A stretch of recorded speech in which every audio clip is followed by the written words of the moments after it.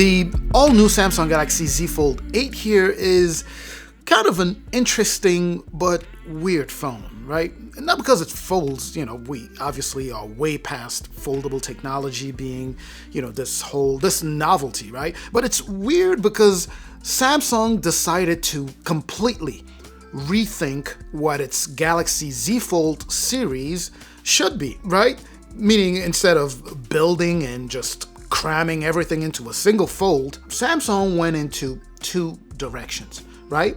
The Samsung Galaxy Z Fold 8 Ultra, which is what we have here as the flagship of the series, and what I call the regular Samsung Galaxy Z Fold 8, which is smaller, different, and honestly, a little more adventurous, right? It's a more adventurous device, but is that a good thing though? Because it's very important not to confuse new and different with new and better. You have to remember that it's a first generation device, which means that there are definitely some first generation decisions here that personally I'm already questioning, and we're going to talk about all of that in the video. But that said, I have been enjoying the phone itself, so let's talk about what Samsung got right, what they got wrong, and what needs some work, and more importantly, whether this deserves your hard-earned money.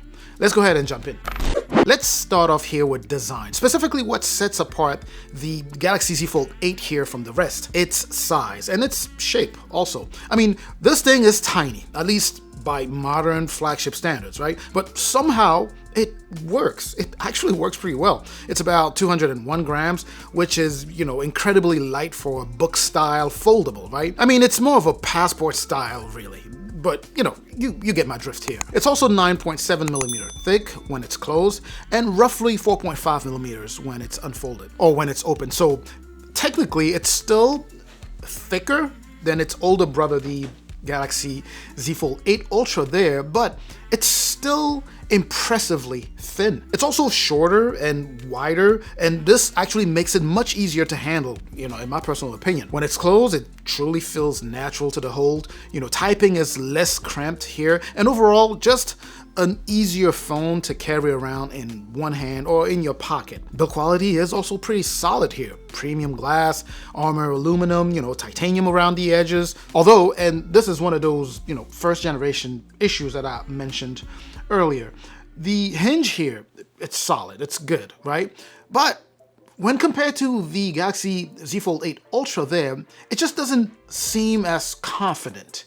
It's good, but it feels slightly weaker than what we have on the Z Fold 8 Ultra there. So this might be something Samsung may need to work on for the next generation. And another thing here also is that there is no flex mode. That could also be the reason why this doesn't feel as sturdy as its bigger brother's hinge, right? So there's no flex mode on this phone here. You could definitely partially fold the phone, but it has to be just at that right angle. Otherwise, it would just snap back, fully open, which is kind of a bummer, especially at this, aspect ratio. The flex mode would have been just so dope, so nice to have here. Other than that, ergonomics are pretty solid, pretty great. You can hold it in portrait orientation with one hand, just like you would an e-reader. It also does support IP48, rating for water and dust resistance. The speakers are decent here. They are clear enough, but just like the 8 Ultra there, they're not crazy loud. Overall, the design and build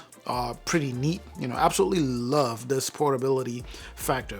Although I do have to add that I have large hands, so whether it's this one or the other one, it still feels like a regular phone in my hand. So pretty solid. Let's move on to displays now. And this is where you either love it or you hate this phone. It's not your typical form factor, right? That cover display is 5.5 inches, so it's pretty wide and it takes some getting used to because there are contents that kind of get boxed in, right? You have parts of social media that look a little strange or just different overall. And if you are navigating with one hand, and let's say you're not me, someone with these gigantic mittens there. If you're navigating with one hand, most people won't be able to touch that corner, right? That corner at the top there, and be able to easily navigate with one hand. And it would just force you to use both hands in order to type or navigate even just that cover display. But the good news here though is that, you get a fantastic typing experience, while using both of those hands. I guess you got to think about it this way. Samsung's philosophy is not, solely centered around that cover display, right? It's actually mostly centered around the inner display, which is why when you open the phone, your user experience is just taken to another level. You are looking at an aspect ratio of 4:3, for that inner display, which in portrait orientation feels like a small tablet, which is a good thing, by the way. Web browsing has been just fantastic with that aspect ratio, opening documents, e-reading, photos, all of that has been next level here as far as the experience goes. Because remember, most smartphone pictures are actually taken at around, that 4:3 aspect ratio. So here, pictures can fill almost the entire display, and that alone makes this phone very special. Even when you rotate the Fold 8 here into landscape, video works surprisingly well too, with less wasted space. And even though you may still have some black bars at the top and at the bottom, you're still getting a much larger and much more enjoyable experience than on a normal phone. You also do get that Samsung anti-reflective or anti-glare technology on here, meaning, in well-lit rooms or in rooms with too many lights or just outdoor visibility is, next level. You have no issues using your phone or navigating in those types of environments just because of that anti-glare display. Plus, the crease is fairly non-existent here. Overall, consuming content on that, inner display has been so special, in a good way, of course. Even games here make much better use of the available space here. Now, let's go ahead and move on to specs and performance. The Galaxy Z Fold 8 here gets that same platform as the Galaxy Z Fold 8 Ultra, so the Snapdragon 8 Elite Gen 5. You will get your choice of 3 configs. That would be the 256 gigs, the 112, and the 1 terabyte of internal storage with 12 gigs of RAM and the option of 16 gigs of RAM on the 1 terabyte config. Day-to-day performance when using the phone has been just excellent. Apps just fly. Animations are smooth. Multitasking is effortless. 2 apps side by side, 3 apps, floating windows. So productivity here is just top notch. Let's just keep it like that. Let's just keep it simple. You can move things around, resize them, save app combinations the same way you would on the other foldables, and it remembers how you arranged everything, just like it would on the other folds. I mean, Samsung has been working on its Fold software or its foldable user experience, if that makes sense, right? They've been working on the user experience of their foldables for so long that the software is so seasoned and it works so very well with their foldables. The same goes with this one. And this is at the core the main reason why most people buy foldables. The fact that Samsung has worked so well and the software has evolved in such a great way to make the user experience of a foldable so pleasant. That's the reason a lot of people go for Samsung foldables. But anyways, you have One UI 9 here sitting on Android 17, and it's going to be supported for the next 7 years. Plus, you have Samsung's own applications that are obviously optimized. Now, that said, even Google's apps generally, they scale pretty well here. Some third-party applications can still be a bit inconsistent in some cases, but Samsung gives you tools to play with different layouts whenever necessary. Now, even though all of that is great, you still can't bend the laws of physics, right? Especially on a phone this thin. Take gaming, for example. It's fantastic here. Light, medium, and even the heaviest games, you can run them here with no issues. However, sustained gaming is still going to create heat, right? And given the thinness of the phone, how do you manage that? So once temperatures rise, you shouldn't expect it to maintain peak performance forever. And that would be the compromise of putting a flagship chip inside something this small and, this thin.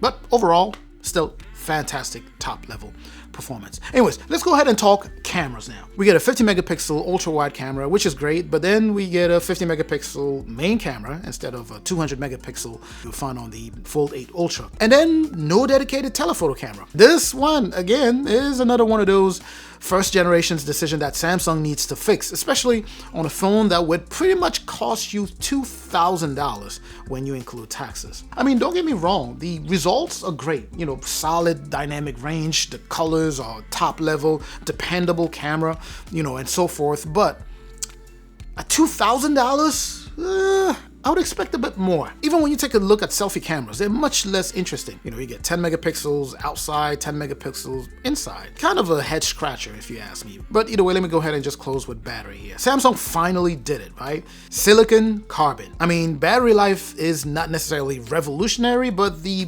Fold 8 here packs a 4800 milliamp hour battery. And considering the size of this phone, it's pretty impressive.